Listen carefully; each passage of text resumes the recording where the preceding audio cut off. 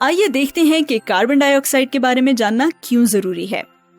एक तो इसलिए कि ये दुनिया के एक बहुत ही अहम कीमियाई तामुल की पैदावार है, एहतराक या कंबस्शन। इस अमल के जरिए अक्सर लोग अपने घरों को गर्म रखते हैं और गाड़ियों को चलने के लिए तवानाई फराहम करते हैं। बदकिस्मती से ये खजरा खाना असर यानी ग्रीन हाउस इफेक्ट और ग्लोबल वार्मिंग में भी किरदार अदा करती है।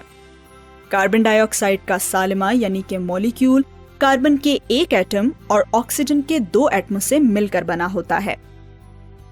ये दोनों अनासिर यानी एलिमेंट्स दौरे जदवल यानी कि पीरियोडिक टेबल की दूसरी कतार या रो में मौजूद हैं और इनमें बरकियों के 2 खौल या शेल्स होते हैं।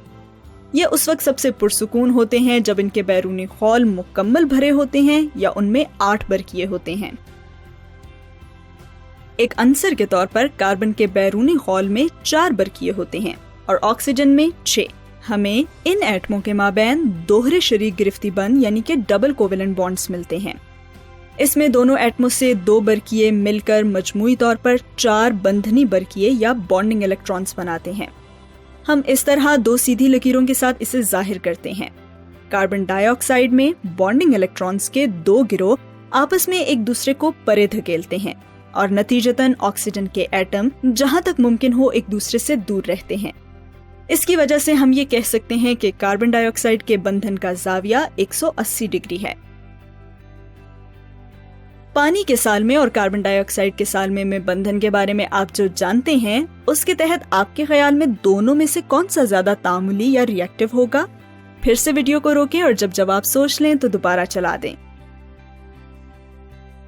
जी, तो जवाब ये है कि कार्बन डाइऑक्साइड का सालिमा कम तामुली है क्योंकि इसमें ऑक्सीजन के हर एटम के साथ 2 बंधन होते हैं। इसलिए एटमों को अलग करने के लिए काफी ज्यादा तवानाई की जरूरत होती है। आप शरीक गिरफ्ती बंधन को पतले तार की माने समझें। कार्बन डाइऑक्साइड में कार्बन और ऑक्सीजन के माबैन बंधन को तोड़ने के लिए आपको एक के बजाय 2 तार काटने पड़ेंगे, जिसमें ज्यादा मेहनत लगेगी। इसमें मौजूद मजबूत दोहरे बंधन इसे बहुत ज्यादा मुस्तहकम रखते हैं। इसलिए जब भी कार्बन और ऑक्सीजन के एटम अकेले मौजूद होते हैं तो वो आपस में मिलकर कार्बन डाइऑक्साइड बनाना पसंद करते हैं। लेकिन एक तरह से कार्बन डाइऑक्साइड के बंधन पानी के बंधनों से मिलते जुलते भी हैं। तो ये छोटा सा आखिरी चैलेंज आपके लिए, क्या आप बता सकते हैं कि इनमें क्या मुशाबहत है? आपके लिए इशारा ये है कि ऑक्सीजन एक बहुत ही ज्यादा बरकी मनफी यानी कि इलेक्ट्रोनेगेटिव आंसर है, लेकिन कार्बन कम इलेक्ट्रोनेगेटिव नजर आता है। तो वीडियो को रोककर सोचें और जब सोच लें तो चला दें।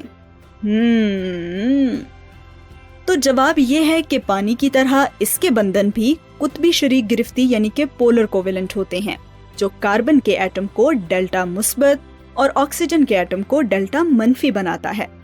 अलबत्ता पानी के बरक्स कार्बन डाइऑक्साइड मजमूई तौर पर एक कुतबी सालमा नहीं है। इसकी खती या लीनियर ज्योमेट्री की वजह से दोनों कुतबी बंधन एक दूसरे को मनसूख कर देते हैं। क्या आपको ये समझ आ गया था? चलिए खुलासा करते हैं।